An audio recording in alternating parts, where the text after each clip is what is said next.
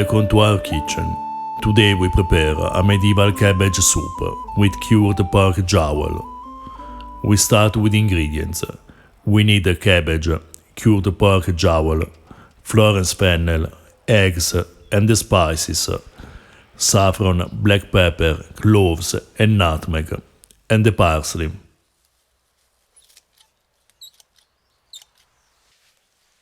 First, we chop the cabbage. Since the antiquity, various kinds of cabbages were among the most common kinds of vegetables. Cato, in his book about agriculture, dedicates 2 chapters to its cultivation, as well as the culinary and medicinal uses. In the 13th century, Pietro de Crescenzi, whose book is the most important source for medieval agriculture, writes after Avicenna that it is scarcely nutritious, yet it causes melancholic humors and clouds the blood. To remove the harm, it's necessary to cook it with fat meat, in particular mutton or pork. The best way consists of boiling it twice and discard the water of the first cooking, then serve it with pepper, cumin or oil. Then we mince the fennel and parsley. The cabbage must be the main ingredient, so we don't use too much fennel. Though Florence fennel is clearly described in the Renaissance sources and called usually Finocchio ortolano, which means cultivated fennel, we find this name mentioned in the medieval sources, for example Michele Savonarola's booklet, but without a description. In any case, this kind of fennel appears just in 2 Italian medieval cookbooks, written between the 13th and the 13th century, Liber de Coquina and Anonimo Toscano, which is for the most part a translation of the Latin manuscript, and is the source for the recipe we are preparing today. In these books, fennel is described as white and big enough to be used in a few recipes as the main ingredient. In this case, the fennel is cut before the cooking. Other times, it is simmered whole and minced once cooked. We cut a piece of guanciale, which is the traditional Italian cured pork jowl, and remove the rind. The author suggests using for this recipe pork, mutton or cured meat, without specifying which kind or cut to choose. After Savonarola and De Crescenzi, we suggest a fat cut of mutton, chicken or pork, as well as any other kind of cured meat. For the lean days, the author suggests preparing this recipe with oil or salted fish. We cook the cabbage with the fennel, parsley and guanciale.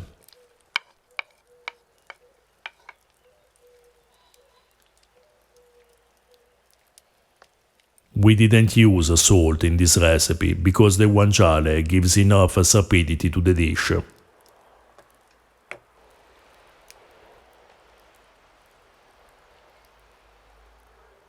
Salting and smoking were the most common ways to preserve meat and fish since the antiquity.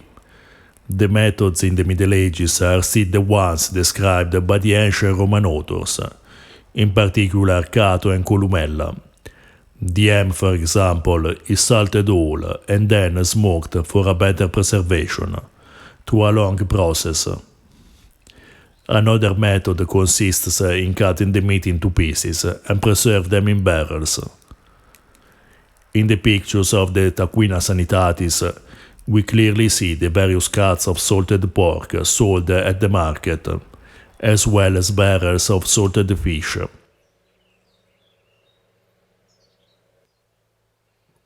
Meanwhile, we steep the saffron in warm water.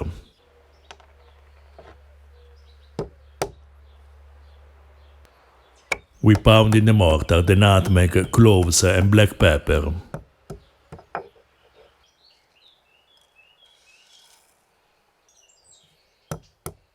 The only spices suggested by the author are saffron and pepper, two of the most common spices in the Middle Ages, which appear in most part of the recipes. The author writes to add ground spices, which was nutmeg and cloves, but you can use others, for example ginger and cinnamon.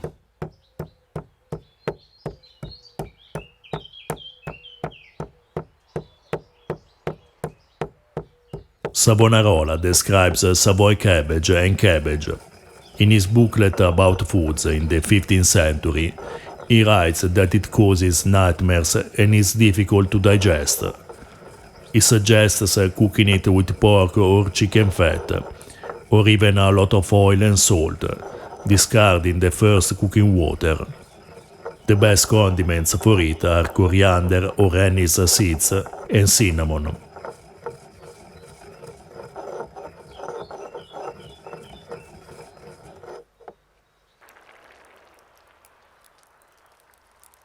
When the cabbage and guanciale are cooked through, we remove the guanciale and stir the cabbage, coarsely mashing it.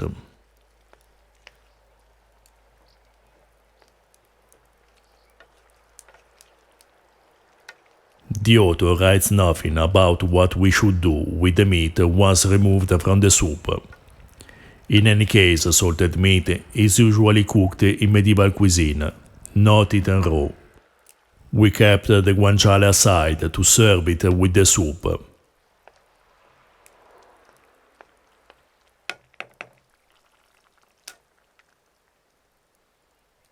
We add the saffron and the other spices.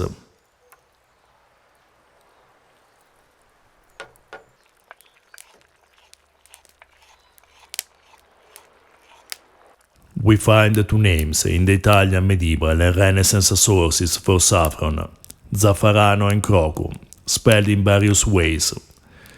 This Mediterranean spice was known and used since the antiquity, but it appears in the ancient recipes rarely, whereas it became very popular starting from the Middle Ages. It was cultivated in many Italian regions, but it was also imported to meet the high demand. Probably the two names for it, frequently present in the same source, are due to the use of both the local and imported variety of saffron.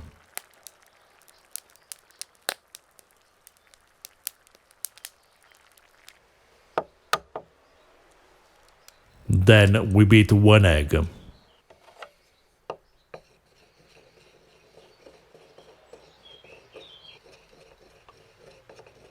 We add the egg and stir. We let the egg cook for a few seconds.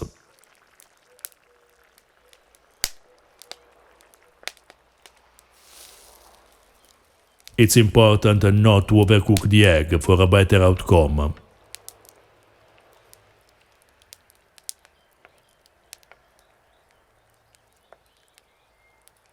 We find it surprising the complexity of flavors of this dish, despite the simplicity of the main ingredients. The spices are excellent to bring out the flavor of the cabbage and fennel, enhanced by the presence of the guanciale. The salted meat, boiled in the broth, has lost part of its saltiness, but its taste is even more delicious in this way.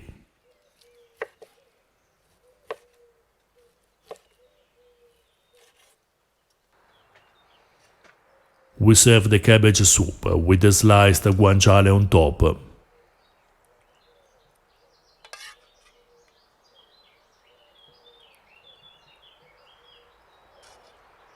This tasty soup is a great example of the way in the Middle Ages the court cooks were able to obtain refined dishes from the most common vegetables, thanks to an excellent knowledge of the combination of the flavors.